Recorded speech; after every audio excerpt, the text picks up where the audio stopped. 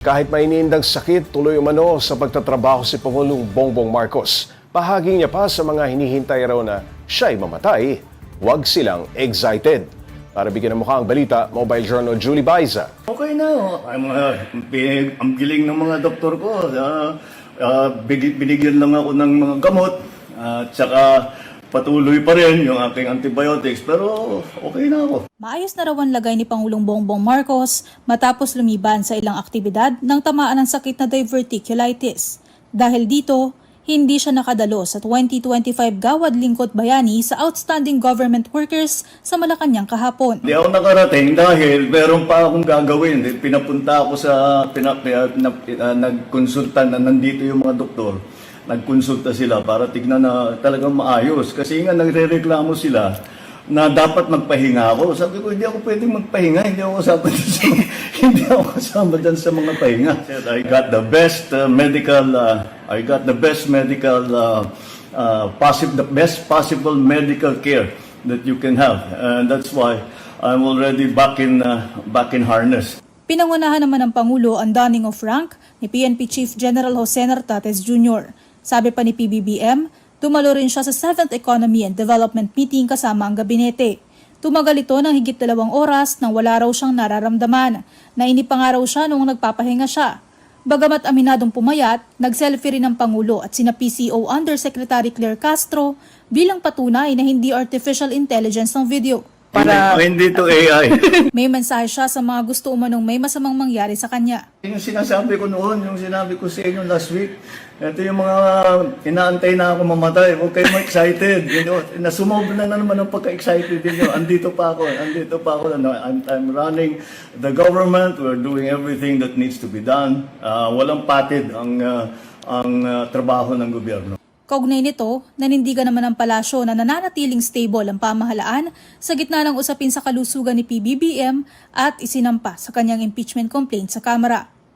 Nakikita naman daw na hindi nagpapahinga at tuloy sa pagtatrabaho ang Pangulo. Hindi po sanay ang mga kababayan natin na nakikita ang Pangulo na nagre-relax, hindi tulad ng iba. So, tandaan po natin with that, na nakikita po natin na sunod-sunod pa rin po ang pagtatrabaho ng Pangulo kahit may iniinda noon. So, magtiwala lamang po ang taong bayan para mas maging maganda po ang impact nito sa ating ekonomiya. Suportado naman ng Pangulo ang pag-i-inhibit ni Presidential Son House Majority Floor Leader Sandro Marcos sa impeachment proceedings laban sa kanya. Ayon sa Pangulo, tama daw ang ginawa ng anak. Mga kapatid, Mobile Journal Julie Baiza po, hatid ang mukha ng balita. Pag-usapan pa natin ang mga isyong sinagot ng palasyo kasama si Mobile Journal Julie Baiza. At syempre, yung sinagot ni Pangulong Marcos.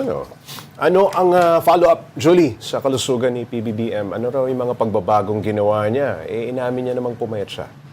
Paps, ang sabi niya, okay naman na daw, wala na daw siyang nararamdaman. Sa mga pagbabago, yung antibiotics, yung gamot na may team nga ng mga doktor o medical team na nagbabantay sa kalusugan niya. Sabi nga niya, pumayat siya. Actually, napansin nga rin namin yun doon sa video niya para Medyo sa PNP Day, na parang pumayat nga ang Pangulo.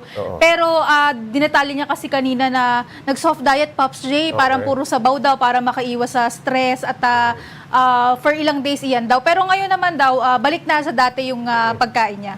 Okay, Julie, bakit daw hindi pa dumadalo sa public engagements ang Pangulo sa Malacanang? Bukod nga sa pinaghihinay-hinay, Pops J, ang sabi naman ni Palace Press Officer Claire Castro kanina, matuturing naman na din daw ng engagements yung mga sunod-sunod na meeting sa Malacanang. In fact nga daw ngayong araw, 3 yung kanyang meeting. And even before kasi, Pops, na lumabas nga ito, inamin niya na may diverticulitis siya, nagpulong pa rin ng Pangulo, for example, nung Monday, 2 oras yung EDC meeting nila.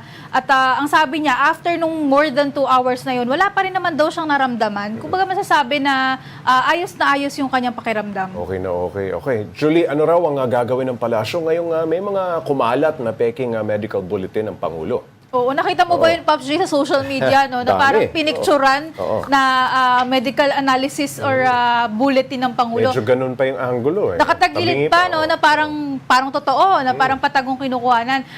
And again, na kinundena na nga yan ng palasyo, even yung St. Luke's, naglabas din sila ng statement saying na wala silang inilalabas na medical Okay. bulletin ng Pangulo. Fake news yun. Fake news. Okay. Ang palasyo nga daw, inaasahan na iimbestigahan din ng NBI itong pangyayari na ito. Hindi na raw siguro kailangan pang magbaba ng direktiba ng Pangulo kasi hindi nga dapat daw ginagawang biro yung kanyang kalusugan at again, hindi dapat nagpapakalat ng mga maling impormasyon. Julie, may sagot na ba si PBBM sa imbitasyon ng Kamara para humarap sa mga isinampang impeachment complaint laban sa kanya?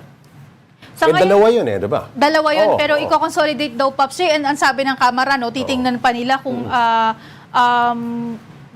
kung maiimbitahan nga ba ang Okay. Pangulo. And again, discretion naman daw ng Pangulo. Sa ngayon, wala pang legal team daw ang si PBBM at hindi pa napapag-usapan ito. And by the way, Pops J, speaking of impeachment, pinuri ng Pangulo yung ginawa ni Congressman Sandro Marcos na mag-inhibit sa impeachment proceedings. Ang sabi niya, iyan yung tamang gawin and yun din yung palagay ng palasyo.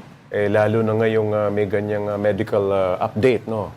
Tungkol dito sa kalagayan ni Pangulong Marcos, baka mas lalong lumabong kung dumalo yan. Pero sinasabi naman, Pops, na maayos. Okay naman ang Okay. kondisyon, nakakapag-meeting naman. So siguro hindi maaaring gawing dahilan, kumbaga. Baka iwas stress muna. Iwas stress muna. Okay, Julie, sa gitna ng pangamba ng ilan tungkol dito sa Nipah virus, anong ginagawa ngayon ng ating pamahalaan?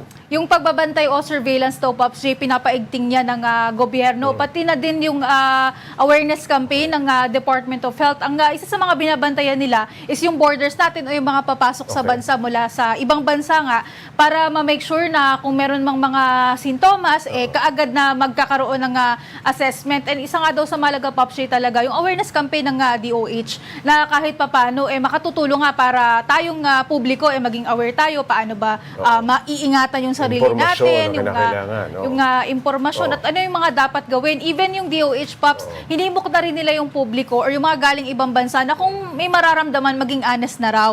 Kasi ang first line of defense ng bansa is yung Bureau of Quarantine. Yung declaration na yan, importante yan. Yun nga yung sinasabi nila na kung may forms or kahit yung i-declare mo sa mga officials dyan na ito yung nararamdaman Yes. ko from this country ako. Lahat So, ng information. again, first line of defense po natin yun. So, mabuti daw na sumunod. Okay, Julie, sa ibang usapin, tiwala ba ang Pangulo na mahuhuli pa itong si Zaldico?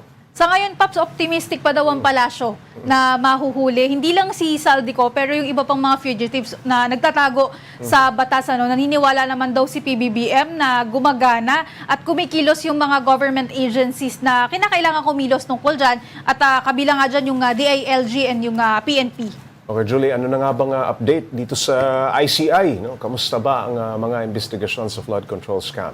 Sa ngayon, Pops J, pending pa rin, hinihintay pa rin daw ano yung magiging report ng Independent Commission for Infrastructure o yung ICI. Magfe-Feb na nga, abutan na yung pagre-review. Ito, sabi ko nga noong nakaraan, before pa magkasakit ang Pangulo, sinabi na hinihintay yung review. Oo. Kung ano yung magiging resulta, na ngayon, hinihintay pa rin daw ng palasyo.